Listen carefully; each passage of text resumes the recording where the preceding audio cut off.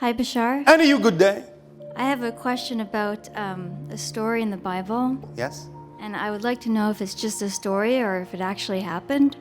Maybe both. Maybe a combination of things. What's the story? The story of Noah's Ark.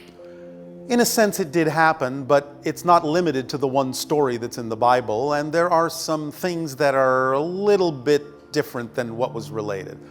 But it basically talks about the flood. It talks about the time when an asteroid struck the Atlantic Ocean, wiped out Atlantis, and caused massive change and tsunamis in different places in North, South, Central America, in Europe, in Africa, in the Mediterranean.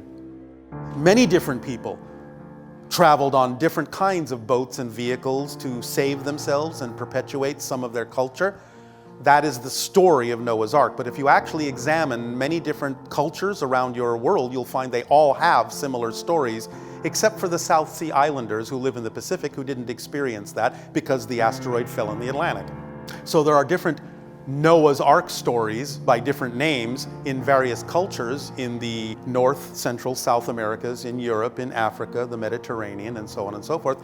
They all represent a general reality, a general truth of a massive flood catastrophe from an asteroidal or cometary strike. Interesting. Yes. And these people that build the boats, who warned them? Who told them to build the boats? Well, some of their own people may have, because again, remember that throughout your civilization, there have always been intuitives. There have always been mediums and channels and people who could converse with beings on other levels, and sometimes they might receive such information from extraterrestrial sources who might say, hey, there's a big rock on the way. You better get ready. So it can be many different sources for different cultures.